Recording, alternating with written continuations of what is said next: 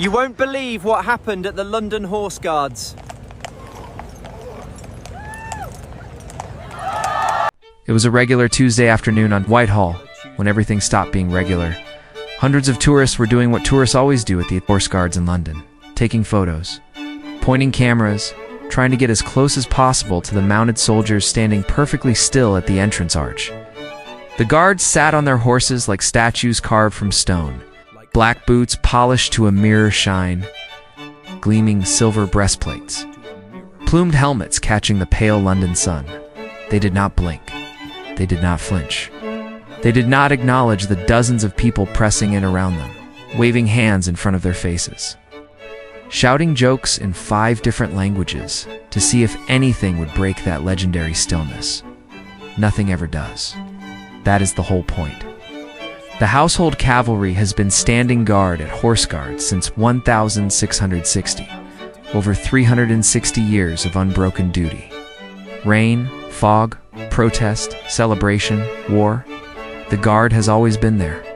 These are not ceremonial soldiers playing dress-up. Every man posted here has completed full combat training.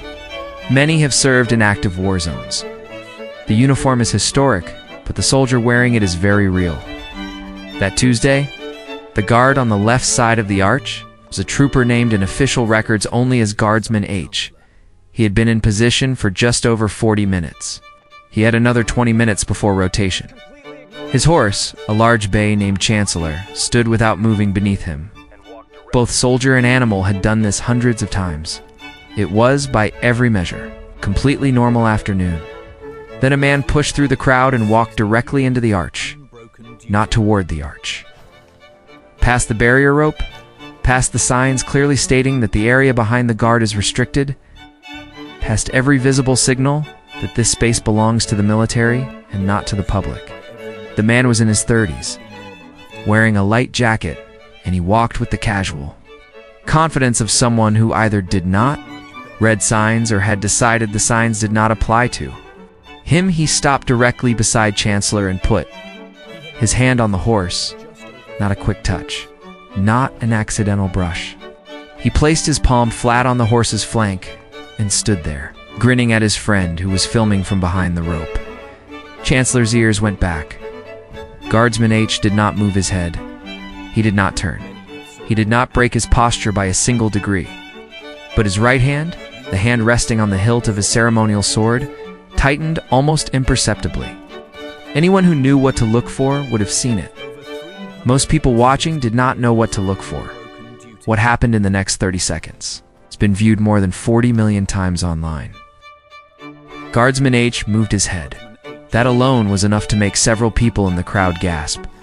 In 360 years of Horse Guards tradition, the mounted sentries are not supposed to move unless there is a direct threat to the guard, the monarch, or the post itself.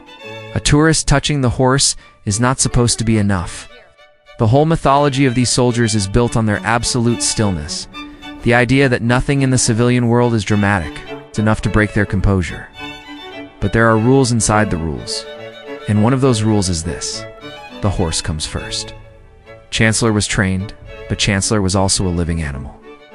A large horse startled or provoked near a crowd of hundreds of people is a danger to everyone around it: tourists, children, the rider himself.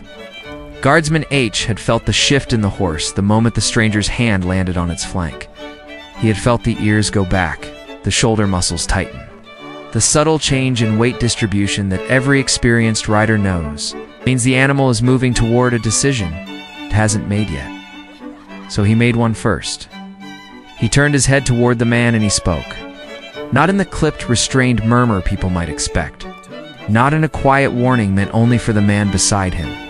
He spoke in a voice that carried across the entire arch, cut through the crowd noise, and hit the far wall of the courtyard like a physical thing. Get back from thee. Horse, get back now. The crowd went completely silent. The man with his hand on Chancellor's flank stumbled backward as if the words had pushed him. His friend behind the rope stopped filming for a full second. You can see it in the footage. The camera drops slightly as the person holding it physically reacts to the sound. A child near the front of the crowd grabbed her mother's hand. 3 people took involuntary steps backward, even though the guard was not speaking to them. The man retreated past the rope. He was back in the public area in under 3 seconds. Guardsman H turned his head forward. His posture returned to perfect stillness. His hands settled back at rest. Chancellor's ears came forward again. The horse rolled its weight back to center and stood without moving, as if nothing had happened. As if the last 30 seconds had been part of the routine and not a moment that would be replayed on screens around the world before the end of the day. The crowd stood in stunned silence for about 4 seconds. Then someone started clapping. Then more people joined. Within 10 seconds, the entire gathered crowd was applauding a soldier who was no longer looking at any of them, whose face showed nothing, whose eyes were focused on the middle distance the way they had been before any of this began. The man in the light. Jacket disappeared into the crowd and was not seen again. The footage, shot by at least 3 different phones from 3 different angles, was online within the hour. By midnight, it had crossed 15 million views. By the following morning, it was being discussed on news programs in the United Kingdom, United States, Australia, and Japan. Comment sections in a dozen languages all said roughly the same thing. Nobody expected that voice to come out of that stillness. That was exactly the point. Most people who visit horse guards see a costume. They see the shining breastplate and the plumed, movable expression, and they think performance. They think the whole thing is like a theme park attraction. Something designed to be photographed. Something theatrical, with no real substance behind it. That misunderstanding is part of why moments like this one are so shocking when they happen, because the man on the horse is not performing. He never was. The Household Cavalry Mounted Regiment is one of the oldest military units in the British Army. Consists of 2 regiments, the Life Guards and the Blues and Royals, and every trooper serving in it has gone through the same selection and training. As the rest of the British Army, combat fitness, weapons qualification, tactical training. The mounted ceremonial role is added on top of that foundation, not instead of it. The horse training alone takes months. A cavalry trooper must be able to control a large, highly sensitive animal in conditions that would terrify most riders. Crowds pressing in from every side. Unpredictable noise. Cameras flashing. Children running. The occasional protester, and on certain days, full military bands playing at close range. The horses themselves are selected and trained for years before they ever stand post. Some of them have worked the route to Buckingham Palace so many times that they could walk it without a rider. What the public sees as stillness is not passive. It is the result of continuous, active physical and mental effort. Holding a military posture on horseback for 2-hour rotations, back straight, heels down, rein steady, eyes forward, while doing nothing visible, is one of the more physically demanding things a soldier can be asked to do. It looks like nothing. It costs a great deal, and underneath all of it is the understanding, shared by every man who has ever worn that uniform, that the costume is not the point. The continuity is the point. The fact that this post has never been abandoned through the Blitz, through IRA bombings on nearby streets, through 2 world wars and a pandemic, is the point. The Guard continues because the institution continues. And the institution continues because men choose to stand in it, regardless of whether anyone understands what they are looking at. Guardsman H had served in this capacity for 8 months. When that Tuesday happened, in those 8 months, he had been touched by tourists dozens of times. He had been shouted at, laughed at, photographed at, distances of 6 inches. Had ice cream offered to him, had his horse's nose grabbed, had people attempt to stand in his stirrups for photos. He had remained still through all of it because none of it reached the threshold that required him to move. The man with his hand on Chancellor's flank had crossed a different line. Not a personal line. Not a dignity line. A safety line. And that is the distinction that almost nobody in the watching crowd understood in the moment. But that every person who has spent time around large horses understood immediately. When a trained cavalry, horse's ears go back. You have very little time. Guardsman H had acted in the window available to him. With the tool available to him, which was his voice, he had not drawn his sword. He had not struck anyone. he had not made physical contact. He had spoken loudly and clearly, and the situation had resolved in under 3 seconds. That is exactly the training working. Exactly as it should, the crowd had applauded. A soldier for doing his job correctly. He had not acknowledged the applause because acknowledgement is not part of the job. The job continued. The post was maintained. Chancellor stood steady. 3 minutes later, a different family approached the rope with a young boy who wanted a photo. The guard was still. The horse was still. The afternoon moved on. That Tuesday was not the first time. It will not be the last. The footage went viral because someone was filming at the right angle at the right moment. But the truth is that incidents at horse guards happen with a regularity that would surprise most of the people who visit. The majority of them never make it online because they resolve before anyone gets their phone out, or because the angle wasn't right, or because 100 small confrontations happen every week at tourist sites around the world, and only the ones with the right combination of drama and resolution get shared. Former troopers who have spoken publicly about their time at horse guards describe a spectrum of encounters that runs from mildly irritating to genuinely alarming. On the mild end, tourists who lean across the rope to touch the plume on the helmet, people who blow air horns or set off sudden loud sounds to try to get a reaction, teenagers who make bets with each other about who can stand closest without getting noticed. These are daily. They are ignored unless they escalate. On the other end of that spectrum are incidents that required real intervention. A woman who once grabbed a horse's bridle and refused to let go until 2 officers from the mounted detail physically removed her. A man who ran directly at one of the horses at full speed from across the courtyard. The horse shied. The trooper held his seat. The man was stopped by police before he reached the arch. A tourist who climbed the gate at the side of the arch at night and had to be detained by the nighttime patrol. In every one of these situations, the response from the guard has been precisely measured. No more force than the situation requires. No escalation beyond what the threat demands. The standard has held across every incident because the standard is not about personal reaction. It is about institutional behavior, trained and maintained over years. What the public rarely sees is the debrief that follows every significant incident. When a guard speaks or moves in response to a public provocation, there is a formal review. The response is evaluated. Was it proportionate? Was it timely? Was the correct threshold reached before action was taken? The soldier is not simply trusted to have made the right call. The call is examined, documented, and used to inform training going forward. This is why the response on that Tuesday afternoon was clean.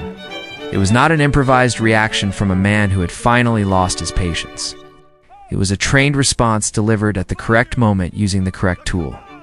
The voice, the volume, the command structure of the words, all of it was deliberate. And the moment the threat resolved, the response stopped. No pursuit, no anger, no lingering attention on the man who had crossed the line. Back to stillness. Immediately, the viral moment people watched 40 million times was not a guard losing his composure. It was a guard demonstrating, in about 4 seconds of visible action, exactly how much composure it is possible to maintain inside a very controlled release of force. The British Army does not comment on individual incidents at horse guards as a matter of policy. But former officers who have been asked about the Tuesday video have all said the same thing in different words. The trooper did exactly what he was trained to do, in exactly the way he was trained to do it, then returned to his post. There is no higher praise in that world than that sentence. Across the city that evening, in flats and offices and pubs, people were still sharing the clip. Some laughed. Some were impressed.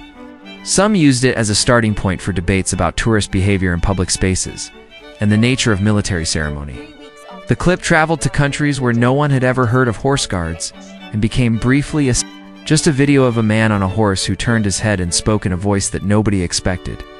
In the courtyard on Whitehall, the evening rotation completed its final circuit. The flag above the arch came down at the appointed hour. The horses were walked back to the stables. The arch stood empty in the early dark. Tomorrow, the guard would return. The rope would go up. The tourists would come, and the post would continue, the way it always has. 3 weeks after the video went viral, a journalist tried to speak to Guardsman H. She waited outside the barracks on a Thursday morning with a notebook and a recorder, hoping to get a comment, just a few words, anything. She waited for 2 hours. She did not get the interview. She did get a polite 2-sentence statement from a public affairs officer. The household cavalry does not comment on individual guardsmen. The incident was handled appropriately.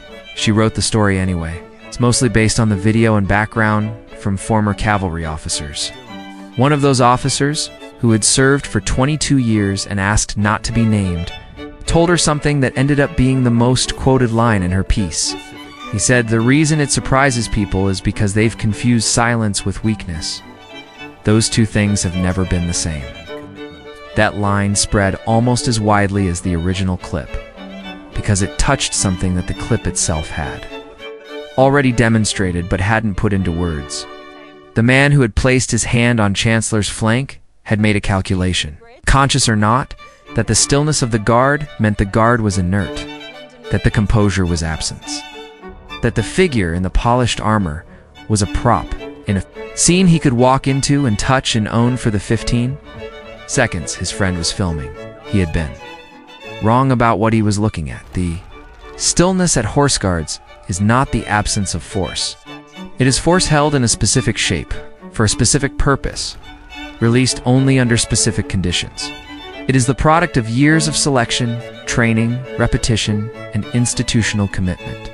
It is one of the more disciplined things that exists in a city full of disciplined things, which is why it draws so many visitors and why it is so consistently misunderstood by them. The tourists who come to see the guard are, most of them, coming in good faith. They want to see something that feels old and serious and connected to history in a way that everyday life is not.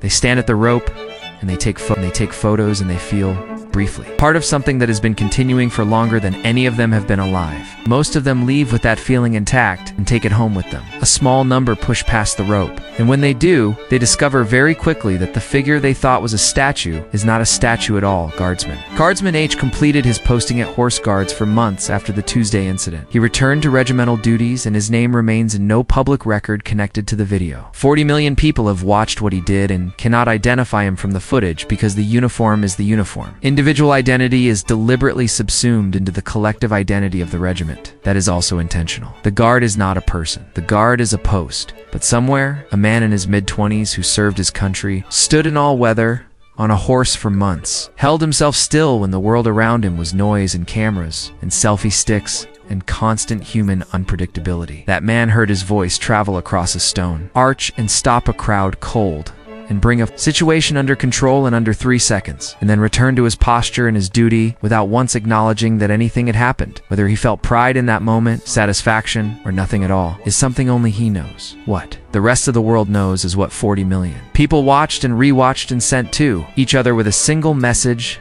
that cut across every language barrier in every country where the clip arrived. You do not want to be the person who woke that guard up. The arch on Whitehall stands the same today as it stood in 1660. The horses return each morning. The troopers take their positions. The tourists line up behind the rope and raise their cameras and wait for something to happen. And in the silence, the real silence, the disciplined one, the guard watches everything and waits.